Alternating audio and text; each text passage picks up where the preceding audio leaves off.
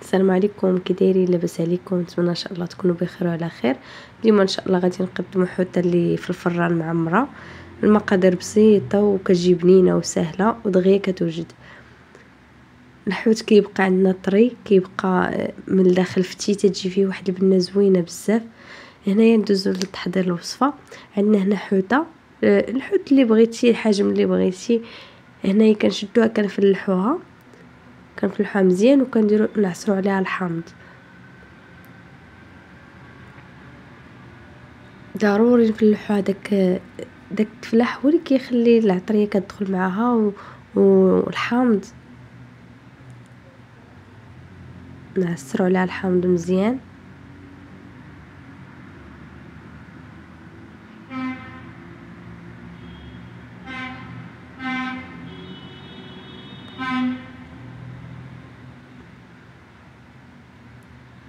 صافي هنا غندهنوا معها الحامض مزيان وغنخليوها تبقى ترقد في داك الحامض على ما نوجدوا التوابل باش غادي ندهنوها.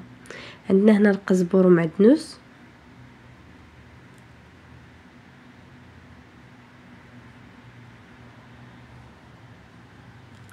واحد المعلقه كبيره تقريبا. هنا عندنا الثومه،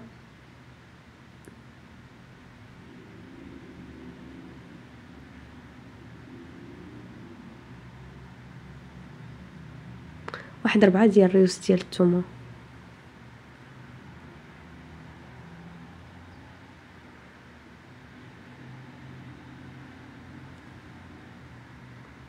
ونعصروا الحامض حتى في الشرموله، نعصروا الحامض. عندنا هنا الملحه، سكنجبير، معلقه صغيره ديال سكنجبير، ومعلقه الملحه، معلقه ديال الكمون،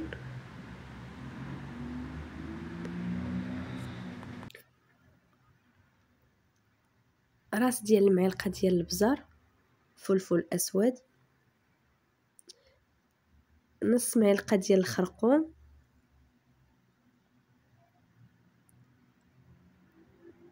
ونص معلقه ديال التحميره، فلفل احمر. وغنزيدوا الخل، واحد المعلقه كبيره تقريبا ديال الخل، وندير واحد شويه ديال الزيت، غير شويه، جهد ديك معلقه كاع كبيره صافي. وهنا شويه الهريسه، غير واحد شويه، هي راه ما كتجيش حاره، كتعطي غير البنه وصافي، ما كتجيش حاره. واحد 4 كاس ديال الماء باش نخلطوا الشرموله، تجمع لينا واحد 4 كاس ديال الماء صافي.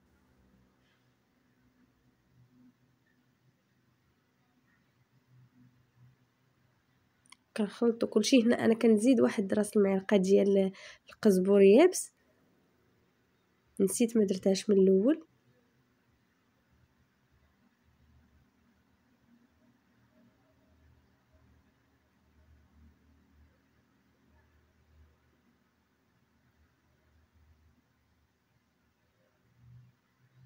كنبقاو نخلطو مزيان حتى كتنسجم لينا جميع العناصر ديال دوك التوابل اللي درنا وداكشي. وكندهنوا بها الحوته ديالنا، ما كنشلوهاش من داك الحامض،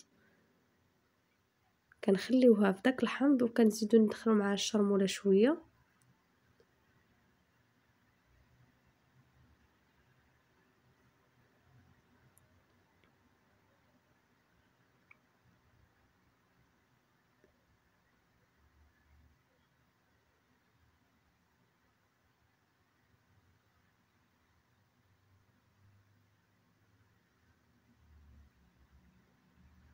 غنحاولوا ندخلوا ديك الشرموله كامله، ولكن نخليو منها باش نديرو فيها، نديرو ديك الشرموله نديروها في الفيغميسل، نخليو منها شي.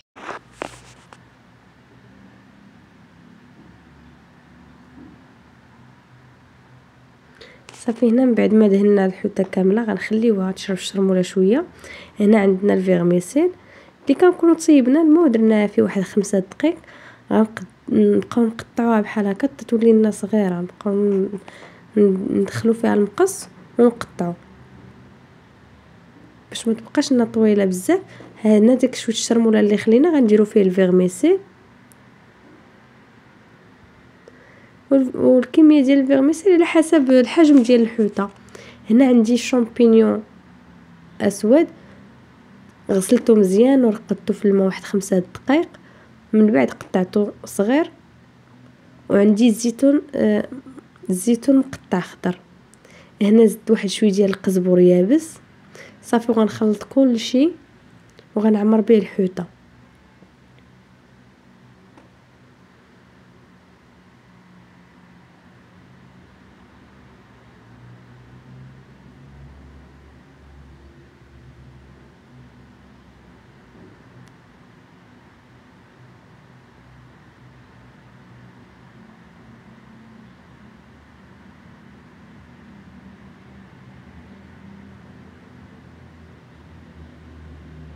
صافي غنبقى هكا حتى تدخل الشرموله مع الفيرميسيل كامله، وندوزو نعمرو بها الحوته ديالنا.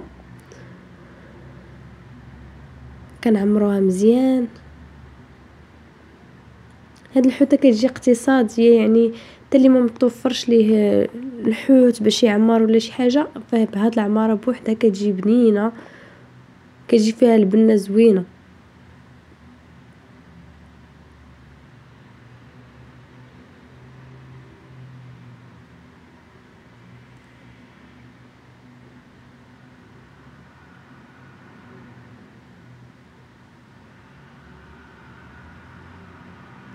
صافي انا هنا كنت درت العماره كثيره، من بعد غادي نشدها غير نحطها حدا الحوته باش تدخل مع الفران وصافي.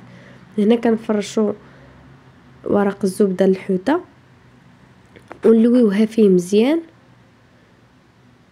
انا هنا زدت هذيك الفيرميسيل اللي شط لي حيت الحوته ما كفاتش ليا كلشي، درت الفيرميسيل كتير. صافي وغنلويها في هذاك ورق الزبده وندخلها للفران. الفران هنا كيكون عندي مسخن من قبل.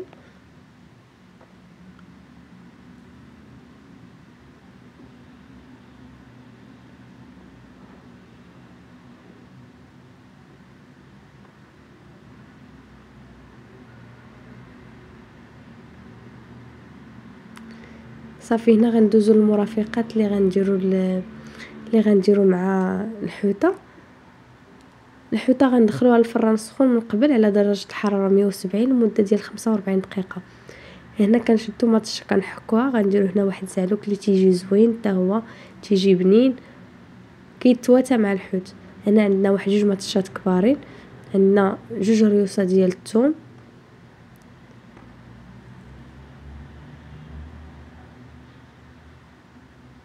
عندنا هنا شويه القزبر ومعدنوس،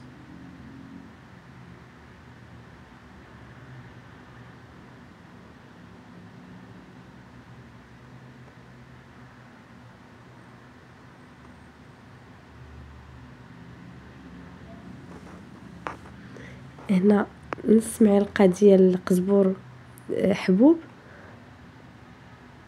شويه ديال التحميره،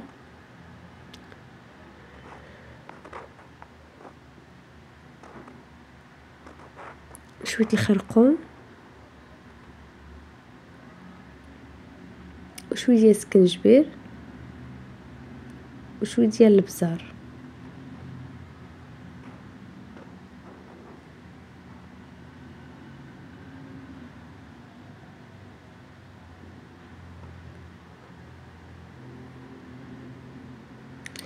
والملحه ما تنساوهاش.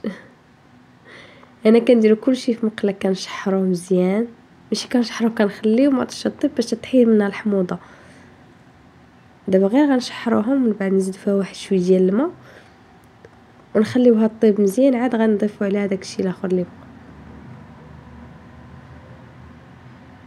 شويه الزيت، ما نكثروش فيها الزيت حيت غنديروا فيها الدنجال وغيكون مقلي في الزيت. هنا الملحه انا كنت نسيتها قبيله، ما نقووش الزيت حيت هنا عندنا الدنجال قليناه في الزيت. هنا الدنجال غنقطعو شرائح وغنقليوه في الزيت.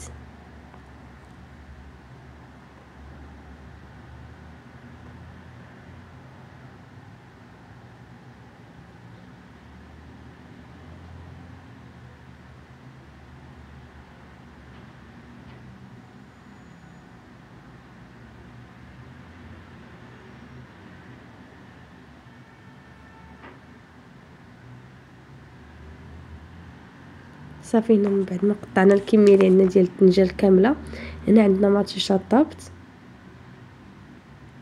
زدنا فيها الماء وطابت مزيان. غنزيدو عليها داك الدنجال اللي قطعنا ونبقاو نخلطو حتى ينسجم لنا الدنجال مع مطيشه ونخليوهم يزيدوا يطيبوا.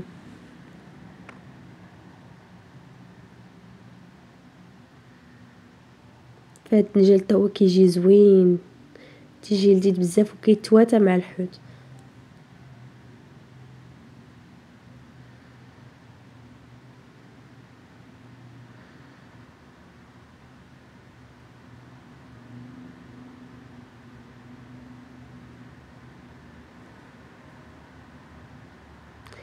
هنا عندنا شلاضه ديال البطاطا والباربه اللي هي شي حاجه اللي ساهله زعما كلشي كيديرها.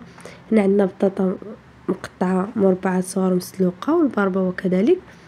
كنزيدو عليها غير شويه ديال البزار، شويه ديال القزبور، شويه البصله وشويه الخل وشويه الزيت والملحه.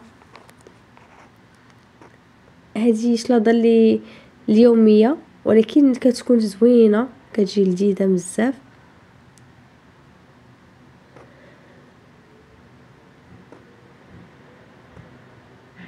انا كنديرو الربيع.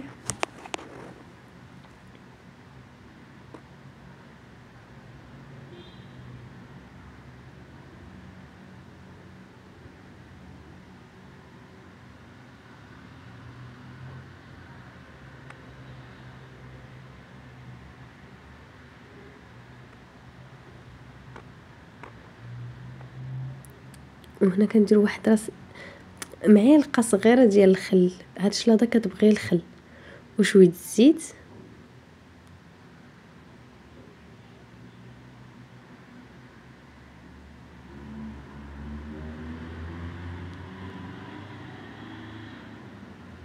صافي، وشويه ديال البزار. هي كتبغي شويه شي حاره واللي ما كيبغيش يقدر يستغنى عليه.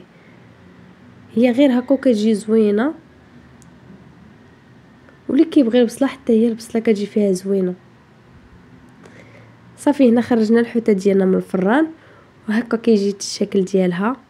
كنقدموها مع المرافقات ديالها. نتمنى ان شاء الله تجربوها وتعجبكم وبالصحه والراحه.